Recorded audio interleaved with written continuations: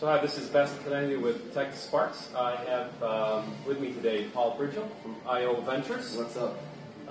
Paul, I would love to talk to you about your experience in the entrepreneurship world and what you're doing at the IO Ventures. So I would leave this floor to you. Yeah, so I guess maybe I'll just start off as to who I am and then maybe kind of go from there. So my name is Paul Bragiel. I'm a three-time entrepreneur. I started my first company in the late 90s. We did video games. We did about 40 games in a 5-year period. Worked with large clients like Sega, Capcom, Atari, and this was like a childhood pursuit. I've always dreamed of making games, and that's kind of how I got into entrepreneurship. I started building stuff because I wanted to build it, and then accidentally I started running a company. But with that success, I ended up starting a second company, a company called Meetro, which is like the first location-based social network. It's kind of like Foursquare is nowadays. We did the exact same thing in 2004.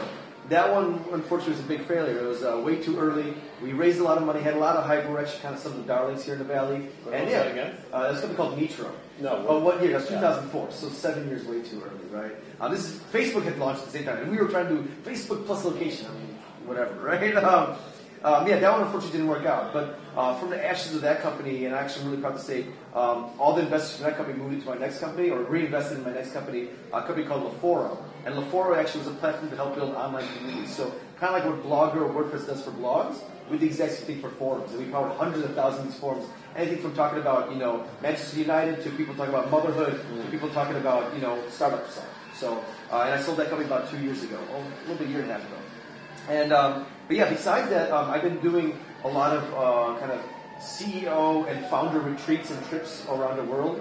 They started out with really simple dinners and they kind of evolved into bigger things over the years. And kind of some of these events over the years, me and my friends just started talking like, hey, what would we have wanted when we started our first companies, 5, 10, 15 years ago? And myself, and then I have 3 partners. Ashwin Devine started a company called BitTorrent. Jim Young, he started a company called Hotter Now, which is an early dating site. And then Abel Whitcomb, he was the co-founder of MySpace. So the 4 of us came together and we started working on what is now today IO Ventures. And so, we had a lot of brainstorm sessions, thoughts, and we kind of came with this idea, we want to build this cool entrepreneur clubhouse, a place that we can invite all of our friends, but also all the smart startups from both the valley and around the world to kind of come and hang out with us. And so we did this. We bought a building, got that up and running, remodeled. It was a big project. We kind of opened up a cafe inside the building so people could come in, do meetings. One of the real central things about Silicon Valley is doing very, very important meetings in very, very casual settings. So we kind of built an environment for that. We also built on top of our building an investment vehicle of sorts. So it's an accelerator, kind of simply put. And so we invest in 5 companies every 6 months. We put some money in just to kind of get them up and running. And then we put them through this program where we get in front of the best people in the valley, be it venture capitalists, people like Sequoia, Kleiner, Benchmark, etc. And also we get in front of the best entrepreneurs. And we have a list of about 25 mentors from companies like YouTube, MySpace, PayPal, TechCrunch, you guys name it. We got some of the biggest companies in the last 5, 10 years. These guys are our friends. They come hang out with us, and they also get to hang out with our companies and kind of, share their knowledge. And that's very, very good. Yeah, that's very cool. And out of those companies, which one do you think are the hottest ones that have the biggest potential? So there's a few companies that are really kind of, we've done 11 companies, and we have a pretty good ratio right now. So of the 11 companies, 2 of them have been acquired, 8 of them got follow-on financing, and 1 of them became profitable right out of the gate. So we're pretty happy with this. But of those companies, 2 of them that are kind of really hot right now, people are talking about a lot.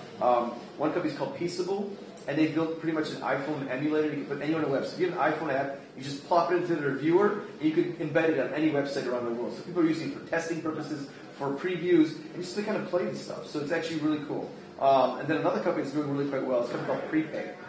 And so they're a loyalty rewards program. So you come to, let's say, our cafe or a restaurant in the city, and if you pay your money up front and you buy kind of a certain amount of credit, you can actually get credit on the back end. So if I pay $100 up front, which is really important to the store owner, they get cash, they can buy more inventory, you get $120 in credit. And it's all via an iPhone interface, an electronic payment system. And they're already deployed. We've been out for maybe a month or 2 now, and they already have 50 stores here in the city, and it's growing really quite quickly. So these are kind of 2 of the hotter companies that come out of our recent batch. Yeah, very interesting.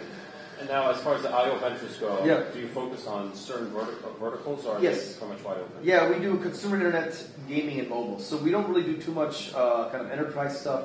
I definitely don't do anything like biotech, medicine, stuff like that. So we just concentrate on stuff that me and my partners have built. If we built a company in that space, well, then we're not completed. It's in that space, and we can do it. I'm not saying I'm a genius, but we definitely have some innate sense of what might work and what might not work, and how to distribution models and who interested investors and stuff like that. Sure. Yeah. And within those verticals, do you see any trend emerging, or?